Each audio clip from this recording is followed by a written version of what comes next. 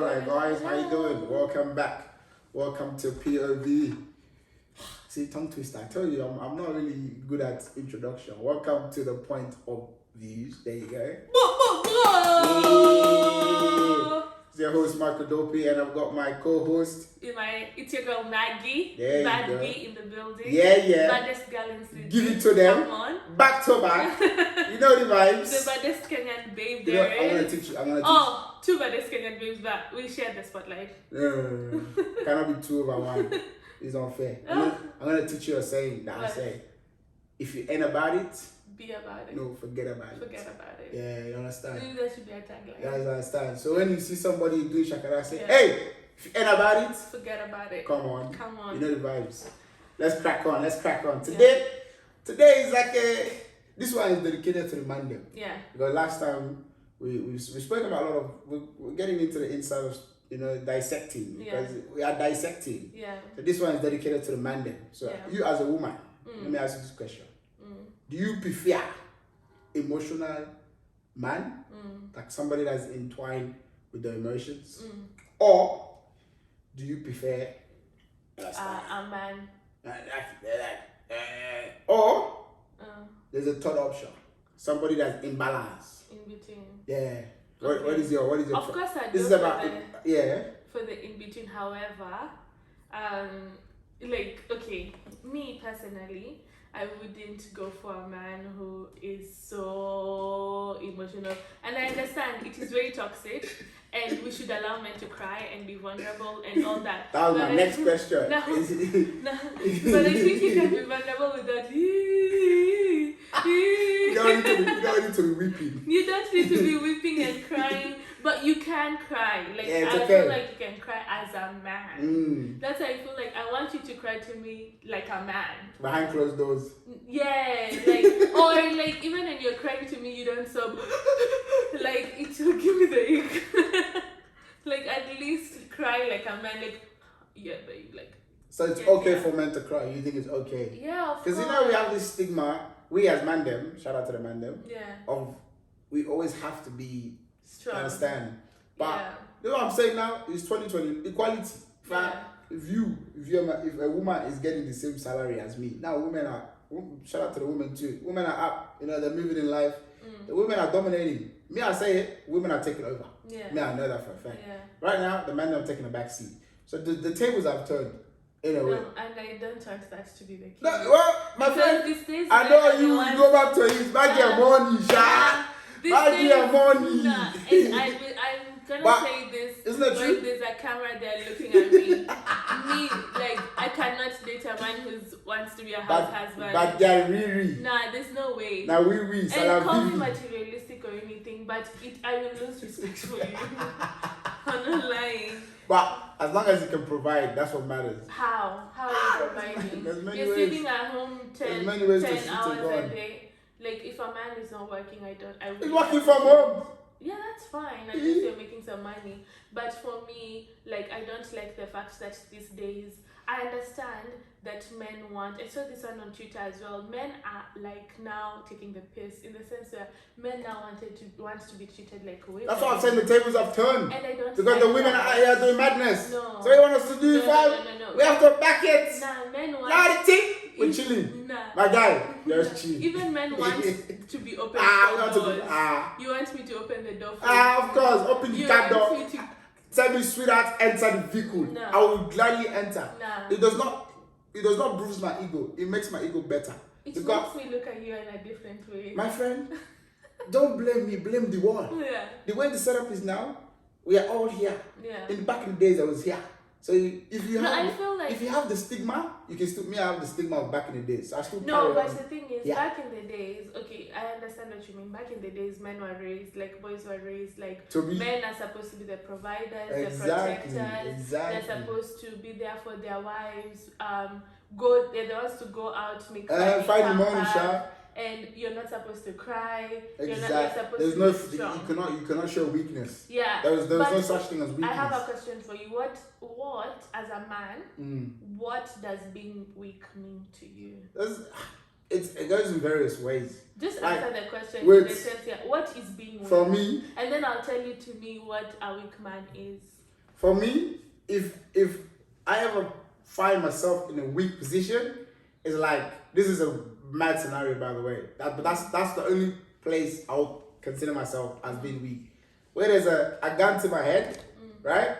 And it's like my family member, there's a gun to my head, and my family member's there, and there's nothing that at that moment, I know either I try to save or I get shot in the head. That's a weak moment for me, because I know that I can't do anything at that point. So that's like what is it called? It's like survival instinct and something like that. Alright, so that's like, what is it called? Like, you're using that as an example. Yeah, that's the only part I would find myself weak. What I'm taking from that is, being weak to you is being put in a position where you can't, let's say for example, for the people that you care about, you can't, if they are in a situation, you can't do anything. You're in a position where you can't do where anything. I know my number got AK in my head, like, brother. Even it might not be even like a gun or anything. No, it has to be a gun, because if it's not gun, nothing can stop me. No, let's say for example, the question was what but also being not the unknown. Yeah. Makes, like, I could be weak. Yeah. Like, hypothetically, like, the world is scary, right? We all got family, loved ones, sisters, blah blah blah. So like, if God forbid they're in a position where you know you can't help them. Yeah, that's what I'm saying. Like, I'm not there. That makes you feel weak. Yeah, because I'm not there. It doesn't make you weak, but it makes you feel because of the situation. Because I'm not there. Yeah. But I already know if I'm there, there's no harm. Like, you already know, is it I'm behind bars or somebody is dying. Yeah. But if I'm not there, and then someone, and there's been scenarios where they'll tell me like they'll be like, oh, this happened, and I'm like, I'm angry, and they'll be like, why are you angry?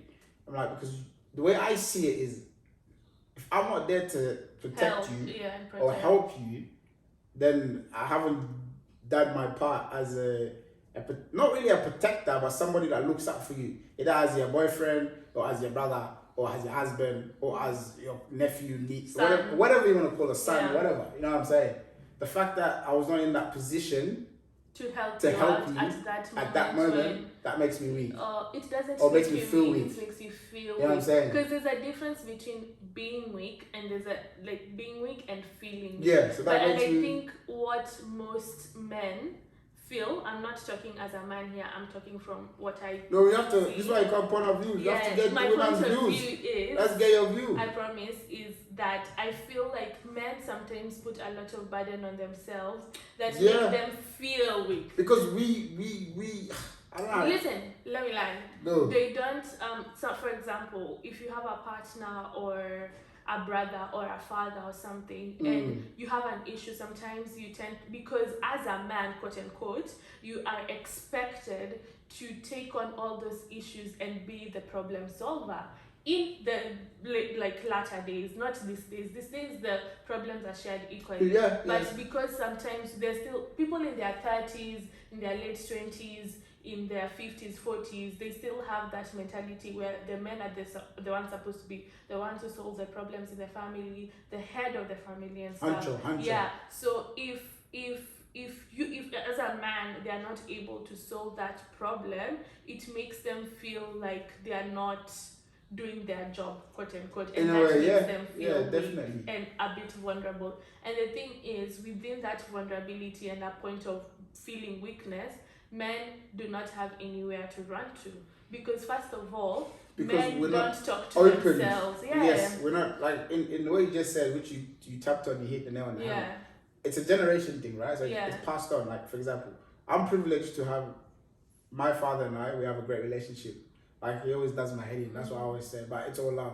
You know, I'm privileged to call him if I have a problem and be like, yo, Dad, what's going on? Like, he'll give me advice. You know what I'm saying? He'll tell me, because we didn't have that relationship. It took us maybe like 3-4 years for us to build. I never lived to live with my dad as a kid when I was growing up in Africa. I personally, with my dad as well, it was a tricky relationship. Exactly, it's always the father, because we always see them as this untouchable, you know what I'm saying? This untouchable God.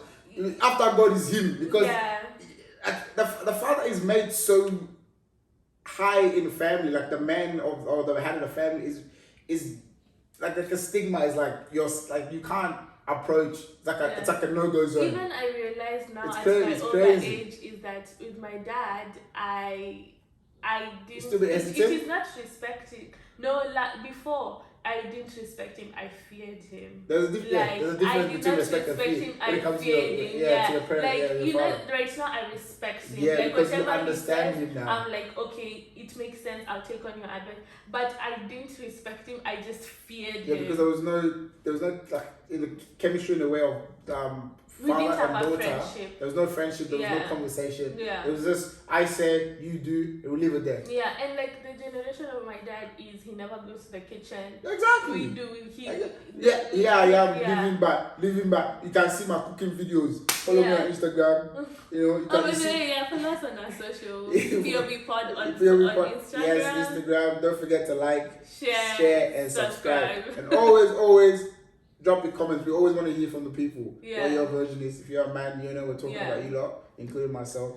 Share the love. But yeah, like now, my dad loves cooking. And because of that, well, not because of my dad, I love cooking. I love cooking because I struggled a bit when I was living abroad. I had to learn how to boil hot water first before I learned how to cook. Now I love cooking. It's become part of my routine, like in the week. But I feel like also what I was touching on is the fact that men, you know, as girls, if I have an issue, whatever the issue is, I will not feel ashamed or embarrassed. I'll call my friend and be like, yo, this is what happened, blah blah blah blah blah blah blah blah, in every detail without leaving any detail. But I don't think men have the, not all of them. No, me. But I feel like, do you have people where when you have an issue, you just call right now, but like you don't feel embarrassed or ashamed of having conversations? I have. That's the thing. I've built a very close friendship with these people that I can just open up and be honest. But I feel like that is in this generation. Yeah, this generation. I feel like the people who are 30. There's, talking about generation, there's segments. This is our generation. Yeah. The ones in front of us now, they fucked. Yeah, it's true. They don't share because they have this thing where like they are fucked. Yeah, they don't. Not the one behind us, the one in front of us, they are fucked. Yeah, they don't like to share them. They think like there's this thing of embarrassing. Like I do not want to. We usually say in Kenya you cannot go and hang your clothes outside for your problems outside for everyone to see. Yeah. So I feel like that is a concept that men do not. No, I never had that. Like, I never had. And in all honesty, it's like it's like you feel ashamed if you speak the truth. Like if I tell my boy what's going on with me, right? I'll tell him, I'll feel ashamed because I feel judgmental. He's going to judge me. You know what I'm saying? But because we've built that rapport, I've got very close friends that I open up. I can exactly what's happening to me. If I'm going through something. Would you cry in front of them? I have cried in front of my friend. Okay, that's sweet. I have cried in front of my boy. Wow. Big up to you, his friends. Big up to you. I appreciate that. I have cried in front of my close friends. And that's the truth. And it doesn't make me any less. And the thing I'll say is like, I appreciated it because even though at that moment they didn't say much, but they embraced me. Yeah. You know, sometimes men we need love. That is good because sometimes I see men who can't even hug each other. Men who can't even cry in front of their friends because those spaces are not available. Yeah, it's all the upbringing. But this is the thing, people like man don't carry on with what you've been taught. Learn something for yourself. Yeah. Because you're gonna create your own family. So you have to figure out how you want your family to be. How you want to raise your sons. Exactly. I have a question for you. It was in my head. But oh my God. It was a nice question. Oh shit. I was just continue. I'll think about it. Yeah, so it's like what your father done or did is not necessarily what you're gonna do. You understand? You have to kind of create your own formula. Yeah. You know, it's like in the kitchen. Everybody there's the same spices, but the food will taste different. Yeah. Because everybody does it in their own way.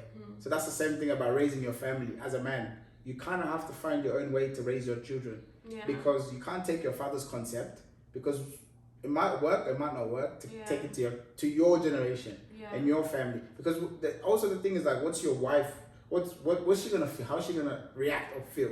Because it becomes a partnership. Yeah. You understand? Because even now the suicide rates for black men. Remember so that I wanted to say, thank God. I feel like there's being a man, I listened to this from another podcast.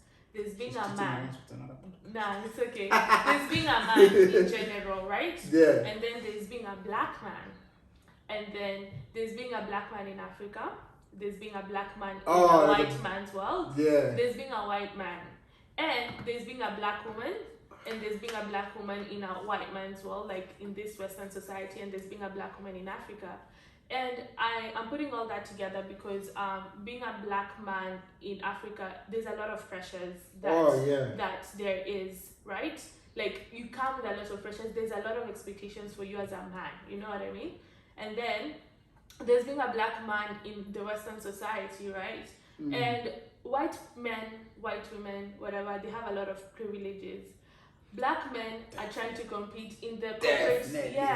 I've seen this in the corporate world. Black men are trying to get to a point. They have privileges. They are fighting. To get to a certain point, like, there's that recognition that you feel like you want to feel, but you still have privileges compared to the black woman, because the black woman is fighting against the black man as well. You get what I mean? Oh, we're not pulling each other there's to get to the one goal. There's a lot of dissection that needs to go into that. However, there's a lot of pressures and expectations from. Do you feel like as women, and I'll answer this question myself, do you feel like as women we put a lot of pressures on men? Like, even if it's at a younger age, you sing these days, people who are 16 years old, they're like, I can't date a man who doesn't have money. Exactly, because it's maturity, it's what we see. It's what was shown on this thing we call social media. Have you ever felt at a point in your life that there was that pressure from women and as a society to prove and to be something that you're not? No. One thing I love about myself is I'm always myself. And I've come across women or gal where it's a thing where they want this person in their mind. They have this vision of who this person they want. It's not me. I'm not gonna lie to you. It's not me. It will never be me. So what I will do, in all honesty, I will tell you the person that you want. Maybe I'll even hold your hand and go and find you. Because it's not me. You see this as I am like this. I will not change for nobody. I can't lie. I've been in a situation like before I was mature. You cannot expect like an 18-year-old to take you out and to an expensive. Exactly. Where is he gonna get the money? Oh, McDonald's salary. But you know the thing is, people never think about that because you are a man. I was supposed to, and then when I'm out here slinging, you're stealing, or you're selling drugs, you're a thief, but you want me to take you out to fancy. You want to go Nobu. How much is Nobu? The society. I want to buy you Louis Vuitton handbag. I feel like even these days the internet plays a big role. Oh, definitely. Because you see a lot of things, a lot of and it's all false. Like, most of these people on the internet, it's like they're showing you something that I don't even have themselves. You know what I'm saying? The highlights of their life. It's like watching when you play FIFA. If you don't watch the whole game, you watch the highlight. It's just 10 minutes of what happened in the whole game. Like there's this that's how we're living couple in reality. I saw on TikTok, like they were so cute, and I don't know if you ever saw it. They were so cute, always loving each other. Like it was couple goals, it's what people want to see. And then like it apparently like later on, this guy apparently was beating the shit out of that girl. It be like that. But they just show the highlights. It be like that because they've built this stigma of we are on social media now, honey. We've got followers, so we have to. It's like a drug. You have to provide. You know, if whoever like. Shout out to you if you beat addiction, right? If you're addicted to some type of substance or whatever it is, if you don't take that thing, it doesn't make you feel good. And right now, social media is a drug. That's why these days, even for me, I take it in a lot of small doses. It's a drug. And if you don't take that drug, you're gonna feel good.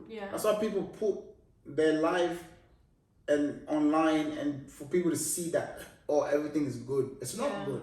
I get what you mean. You know what I'm saying? But I it's feel crazy. Like with men, I feel like the even like the suicide rates, sugar warning, it's a lot. Like for men, for black men especially, is at the highest it's ever been because there's a lot of societal pressures. There's a lot of expectations. There's a lot of things that you guys feel like you have to do to we don't have impress that. We don't have that.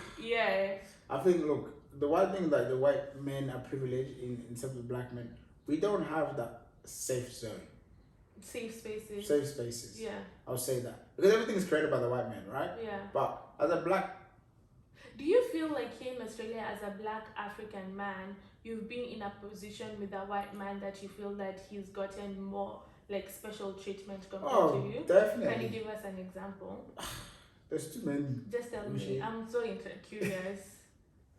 Yeah, like definitely. It's we've had, like I've gone for jobs. Like I've gone for jobs, interviews. Whether it be KFC or it be McDonald's or it will be something higher. Hey, by the way, like not cutting you off, but you are right, because there was a thing on TikTok that said if you're applying for a job and you put your name as, let's say, Konamani or let's say Dzimba or something, you won't get the job. By the time you log out of the email, they will send you unfortunately. Yeah. I don't read the email. I just look for unfortunately. Yeah. You just put your name as Maggie Smith. That's what I'll be putting my name as. Maggie Smith. Yeah, I've gone for jobs and I'm competent. I've said the right things. I've done everything possible. But because of the person that's interviewing me, we don't have this. Yeah. And then the next geezer will come in and have this, and they'll have a little banter. Especially if you have even dreads. That even get me started on that. That one, even alone to find a wife right now is an issue, because everyone is telling me my mother doesn't like. If your mother doesn't like my lifestyle, I don't do shakara. I'm a serious man. I'm advocating now for the women. Women out there, I'm advocating. If your mother, look at me, I'm a serious boy. I look after myself. I pay my salary. I'm a good man. Tell your mother, forget about the dress. See the person on the inside, not the person on the outside. Right, back to what I was saying. Yeah, obviously for me, like my look is crazy, because people see the dress and they start to go everywhere. They see the tattoos and they start to go the tattoos, and I'm like, but this is what I keep saying. I'm not even done with it. I want to be covered. That's my goal, to be covered with tattoos. That's because that's what I like to do. I don't care about the rest of the world. Like, whatever you want to think, I'm happy for you to have your opinion, but keep it to yourself. Unless you have a problem, confide in me. But if it's an opinion, hold it. You can have it. But yeah, you've been to some job interview. It doesn't become an interview. It becomes like they're having jokes. Oh yeah, Trevor. How do you say your name? Dzimba? I lost my job. And this is a true story. Let me just dissect this story real quick. I used to work for Fitness First, right? Well, we'll beep that one. You don't need to know which brand. No, I don't care. I don't care. Yeah. I'll say it to my chest. I used to be in the fitness industry before. I've done retail, I've done fitness industry, and obviously now I'm doing other industries. So I used to be in the fitness industry, right? So I worked at Castle Hill for a while. Lovely gym, got along, blah blah blah. It was fantastic. But then I wanted to start competing again and running at an intensity level, which I needed to train and go back to fitness. So I needed to minimize my work. So I got transferred to another gym in Miranda area, like Miranda. Yeah, that's far. Hurstville. It's not far, because that time I was living. Okay. It was even far going to Casino Shire. This was Miranda, is just behind my backyard. So Miranda area, like the Sutherland Shire. So I got transferred around there. Oh, that's the white. Yes. Oh my God, it was white. It was so white. It was very white. But I got transferred there, and I could tell the vibe was different. From working in Castle, everyone got on. The vibe was different. Everybody was basically going for everybody's head. There was no structure, nothing. Right. So fast forward, we're working one day. Like the kid man who got a tussle with, he was the swimming manager. Now the reason why he got the job, his mom was the swimming manager, and now his mom started working in head office. So his mom working in head office. So I gave him the job. Like he's become a swimmer. So he's a manager at I think 19. Manager. Okay, me, I can't swim, so I cannot fight you on that job. Did the gym have a swimming pool? Yeah, we had a swimming pool. It was very nice. We had swimming pool, we had sauna. It was a nice gym, very nice gym. Upper class, it's 24-hour, a black cat, shit.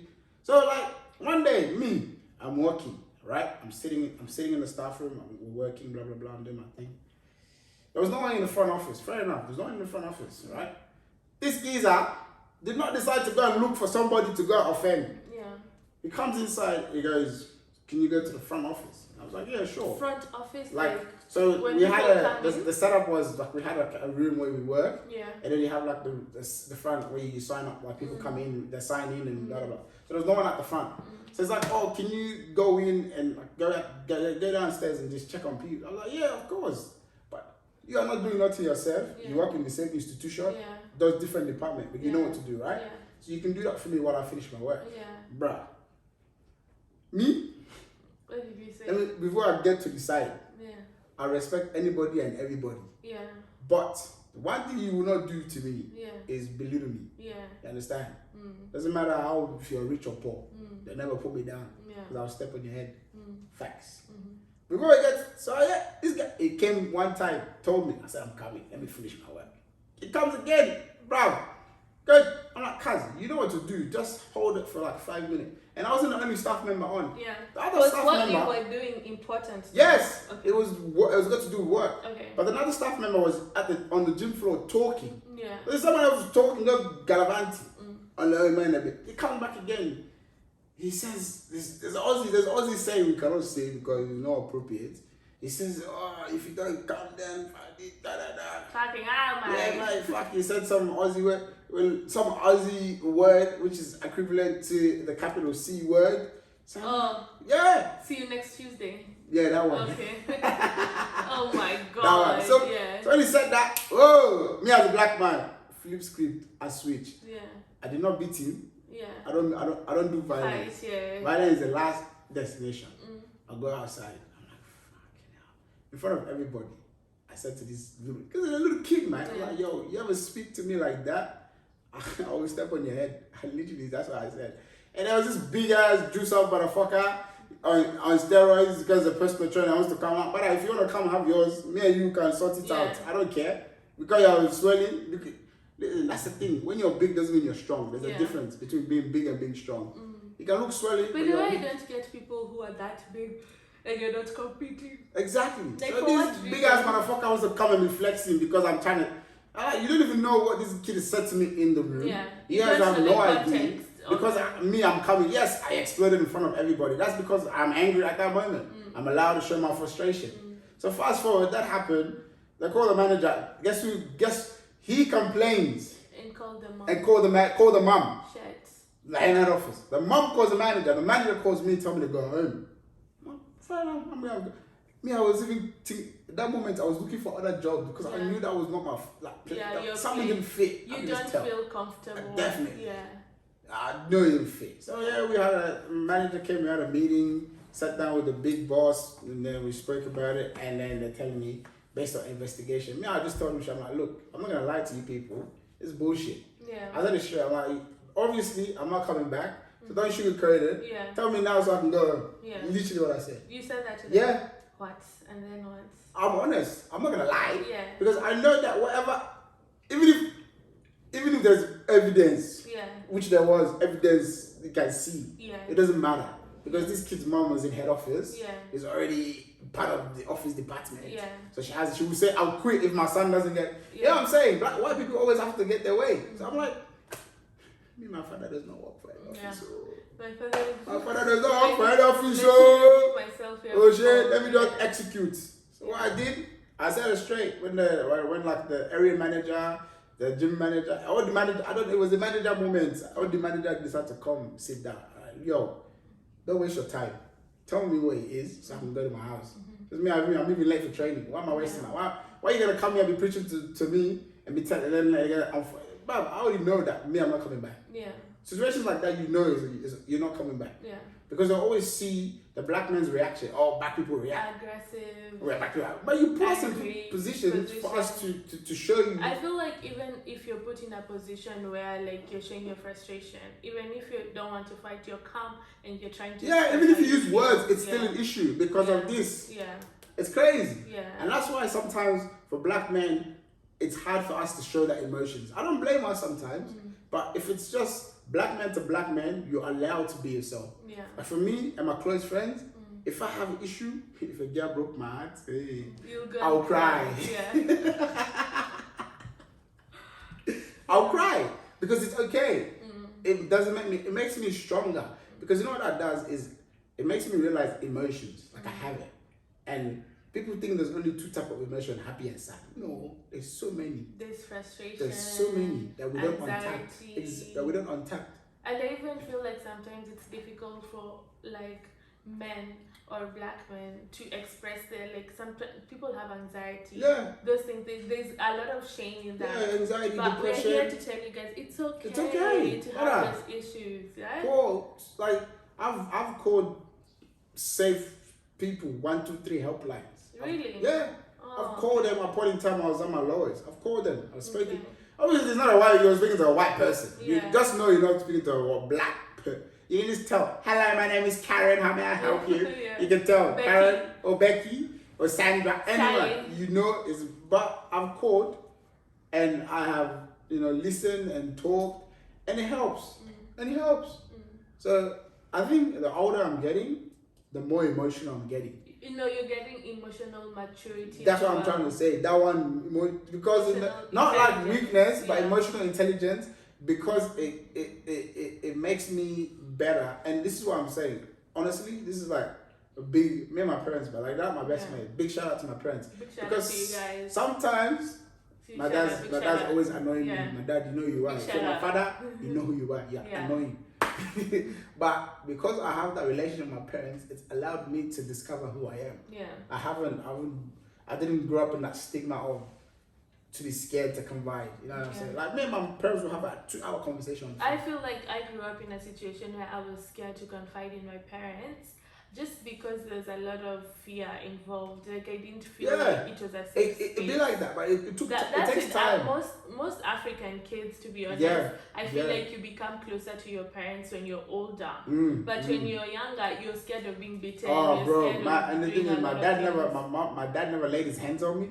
But the fear of I'm gonna call your dad. Oh shit! Me, I was beaten. Yeah, bastard. Let me tell you, I was beaten. But no, my uncles beat the shit out of me. I was beaten until my uncles was like. I told my dad, "Do you love me? Am I your kids?" My uncles. I was a field trip. Field trip just beat it anyhow. Boom, bow. They used to do line up. This one will come do his own. Go. This one will come do. But I have a question before we. Are we almost? What's the time? We got like a few. We can touch on 1 or 2 questions. Yeah, I wanted to ask you. Do you feel like there should be more spaces created for men or black men, especially, to be able to come together? Because you're speaking from a point of privilege because you come from a family where point of views. Yeah, point of views. Because subscribe. Yeah, because you're coming from a family that showed you love. A father that showed you love. Yeah. A father that appreciated you. A father that was willing to listen to you. Yeah. But there's some men or some kids that are coming from spaces where like they're being beaten. If they cry, you're being asked, why the fuck are you crying? Yeah. Men don't cry. Men don't feel bad. My uncle used to. I got with my grandparents. Yeah. I didn't go with my mom or dad. I started living with my parents at the age of living with my mom at the age of 10. Yeah. I started living with my dad, like me and him in the same house, sharing the same air at the age of 15. Yeah. So like my mom took me out. Long story short, I got to the airport. Now, what the fuck is this lady? Yeah. That's my first time. A lot of fuck. She picked me up. She's so excited. A lot of fuck are you? Yeah. I don't even know who you are. Because you were staying with your grandparents. Because I stayed since I was 2 weeks old. I was always with my grandparents. There was a stigma. I've had a mother. I don't know what she looked like. Or I haven't seen her until I moved to Australia. But so obviously, it is a thing where. Why are you crying? You're pitying me. Especially I don't understand. I'm in pain. Yeah. Why? Even my brother sometimes was being told, you're a big man. Yeah, don't cry, don't cry. Fair. Yeah. Me? Okay, if I was like, as a joke, if a kid falls, I want him to cry, but I'm like, fix up. Yeah. Like, cry, but cry, look good crying. Yeah. Don't come here be doing no. I'm like, hey, if you're gonna cry, make sure you cry. Yeah. You look good doing it. Because if you're gonna, impress, do it properly. Yeah, but you're not trying to impress. No, but if you fall down, I'll tell you to get up. If you fall down, get up. My life lessons, because some people tell me like something. I'm a realist. Like I'll tell you exactly as I see it, or as it is. It might be true, might not be true, but that's my point of view. You know what I'm saying? Subscribe. You already know. Yeah. So, but it's hard for people that don't have the father in their lives. Yeah. It's hard for that because they don't get that. They don't get to have the experience that I've had with my dad. Which makes me, because my dad is emotional as well. But he's he likes to be, my dad's emotion is anger. He just do anger. I see my friend calm down. I'm like my dad.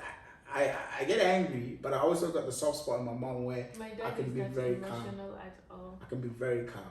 I've never seen my dad. The only emotion that I've seen is either laughter or anger. It'd be like that for black people. Like I've never, African fathers, wow. only two: anger, laughter. I've actually And even laughter, he said, laughter will take time. My dad is hilarious. Like he's a prankster. He's funny, you know. But I've never. Maybe that's his own version of showing love. Yeah, the thing is, it is difficult because now that I'm thinking about it, I don't know if he was ever having anxieties or he was going ever through something behind feeling closed doors. frustration or feeling. God, I feel sorry for him that maybe. Call him after this episode. Because Father!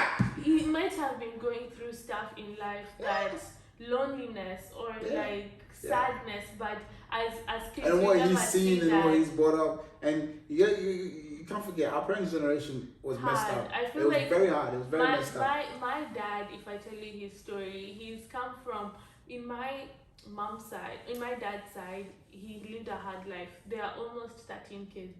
Tell me, I remember you told you your granddad was a G. Yeah. Big up to granddad. Big up to you, but rest in peace. It's just like my granddad. My mom's side, my granddad was a G. Big up to you. But the thing is that my dad was the last born, so he wasn't given the privilege of being taken to school or like he has gone through a lot. You know what I mean? And that carries a man lifestyle carries a man through the rest of their life. And I feel like even like he's gone through a lot of hardships, right?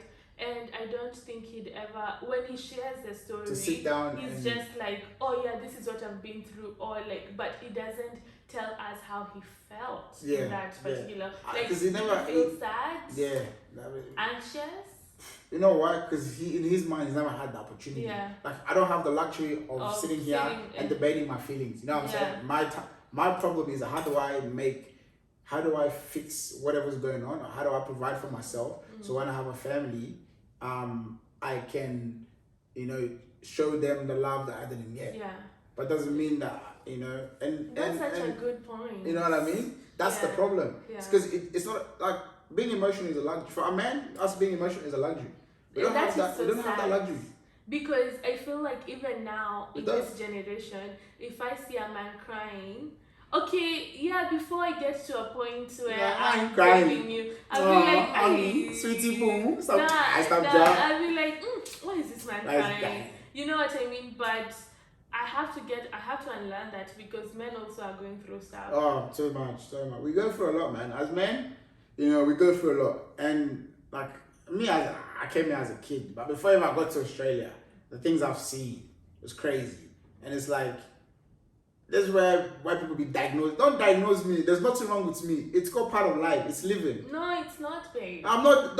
Am I sick? Nah, sometimes. If I find a way, like. Let's say for example, you're going through episodes of extreme sadness, episodes of extreme, like sometimes it's depression. But you know that diagnostic, they'll be giving you drug, and then that will just make it worse. That it comes to a point where like. For me. Yeah. I like to face my fears. But that is you're an African. Of course, I'm an African man. Thinking about it. I love to face my fears. I do therapy. Yeah. I do therapy. That is good. It's good. At least it's a starting. But that does not mean that I'm still gonna deflect on the blackness. I'm still black. I'm still an African man. But I'm adding to my tools. You see what I'm saying? It's like a shed. Therapy as a tool to make you better. Exactly. Because you know what I'm doing right now, personally, I'm building myself for my generation, because I've already had the luxury for my parents to build themselves for me. Yeah. Because my mom worked hard to bring me here, my dad worked hard to be where he is, and somehow they found each other and they made it work again because they were apart from over 10 years. Found each other, made it work. Oh, so your mom and your dad got back together? Yeah. What? No, story for another day. Story time. Stay tuned. That is so cute. We don't have enough time, but we'll come back to that story. Yeah. We will talk about parents and how they met. You were raised. How the parents met, how we were raised. That's coming soon. If I give you my I feel like as African kids, we live through trauma. It's so much trauma. That's what I'm saying. When white people go to Africa, they're like, oh my God, it's so nice. My friend, come to my house at night. Yeah. Don't come during the day. Your parents don't beat you during the day because there's so much people watching. At night, when they lock that door. Can't beat me when there's people. Yeah, that's what I mean. When they lock that door, you're in trouble. Yeah. So my parents, they built themselves for me, and I've seen how they are. They're not perfect, but it works. So I want to be a better version for me. So I have my kids and bring, because when you bring somebody into this world, they're a reflection of you. I realized the other day, like, raising a kid is no joke. No, it's a reflection of You're irresponsible for these human beings till they are 18, Yeah. and even till they are 40. Till they die. Till they die. You can raise a serial killer. Look at us now. You can raise a... Do you live at home? Nah. But my parents are very worried about me. Exactly. And the thing is, the way that the surrounding that you provide for your kids, you can raise a serial killer. Oh, definitely. You can raise an armed robber. Oh, definitely. You can raise a president. You can raise a what? Let me tell you, it is hard. Even sometimes I'm like, am I even ready to think about it? I can't, because sometimes I'm like, oh my god, I think my kid is a bastard. Because you know, like kids who are horrible human beings. Yeah, but this is the thing, right? And this is why I always say, women. This is another topic we'll get into. Women need men in their life. Brother, okay. You do. Yeah, you need a male figure. Like because that was yeah, it is important. Yeah. Because we know men, we know the world. So we know how the world works. Not all the men. Some men chakaradi. Yeah. But some men we understand. That's another thing. But like, just to touch on everything, it is okay for you as a man. I'm looking at you. It is okay to cry, to show emotions. It does not make you any less better. Trust me, my G. You step to me, I'll step on your head. But still, I'm an emotional man, because it makes you a better person for yourself and for your family that you either have or going to have. So on that note... Oh wait, I want to say something. I'm just adding as we wrap up. It's also like,